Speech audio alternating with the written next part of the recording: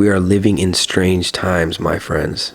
So just like many of you watching this, I am currently in a mandatory quarantine. And I'll be honest, if there's one thing I've gotten out of quarantine, it's time to think. So let's talk. The Pentagon has confirmed the validity of the videos released by Tom DeLonge, Luis Elizondo, and TTSA, something we have been discussing on this channel since the videos first appeared in the media. Something that I still believe to this day should be taken seriously by the general public, or better said, the human race. UFOs are real. We are being visited.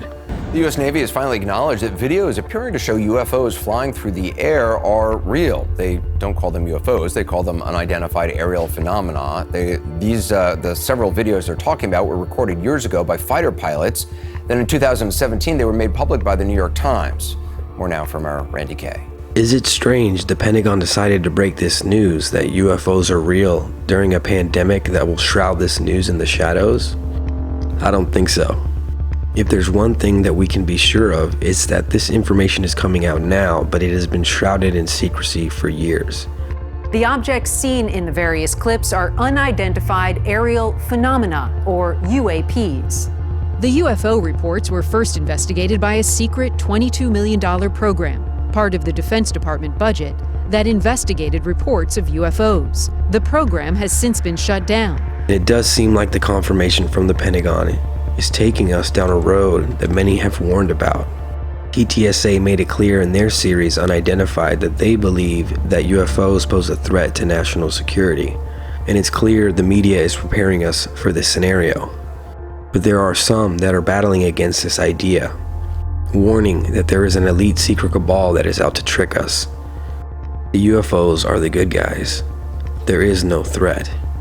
Dr. Stephen Greer has released a new film, Close Encounters of the Fifth Kind. Contact has begun. I've not seen the film. Let's just say that the exchange rate in Argentina and the pandemic makes it hard for me to dish out that cash in this moment. If you've seen the film, give me your review down in the comments. Greer is a believer that there is a secret agenda that paints these UFOs as a threat, and TTSA isn't helping. The line has been drawn in the sand, my friends, and it's something I want to discuss with all of you. Have you heard of the CE5 protocol? Meditation used to contact UFOs, something that Greer teaches and sells. I get it. Everyone has to make a living, and money leads to research. But imagine having the power to contact higher dimensional or otherworldly beings and not sharing that with the world for free. What would the beings that make contact with you think? It's an aspect of Greer that I've tried to ignore, something that just doesn't sit right with me. This is not a service. It's not a yoga class. In theory, anyone should be able to do this. Why would he be any different from you or me? I experimented with this method and saw some strange things in the sky. Look, do I think it's possible? Yes. When it comes to this phenomenon, anything is possible.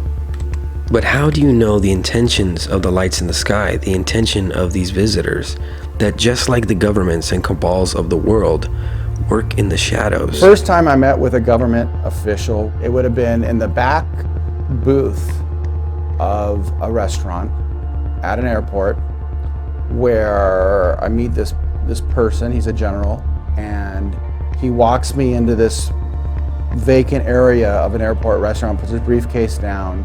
Waiter comes over to take a drink, and he puts his hand up and says, we were just having a conversation, we don't need anything. And the guy's all like, okay, fine then, whatever. He said, walks away.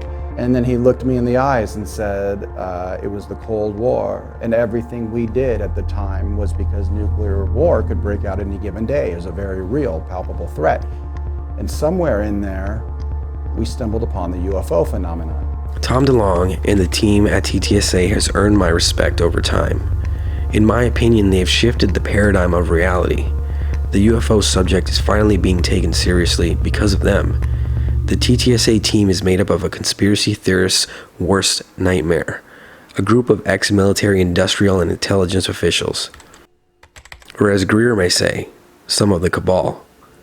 But like I said, I believe TTSA and Tom are doing an amazing job, but that doesn't mean that we can ignore that TTSA signed a contract with the US Army. It's obvious that TTSA is working for the man.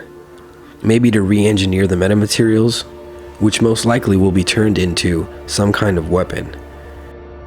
The point is, which of these two ideas is the right one?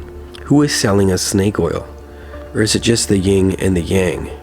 I didn't make this video to throw shade at either Greer or DeLonge. Trust me, if I had the chance to sit down with or work with either of them, I would. Let me give you my honest opinion. UFOs are real. We are being visited. And if we are to believe that these beings are highly intelligent, it would be ridiculous for us to believe that every interdimensional or extraterrestrial visitor had the same agenda. Just like humans, they will have their own agenda. Some will come in peace, while others may have no notion of treating us as anything more than an inferior species. Just like a kid with a magnifying glass on an anthill.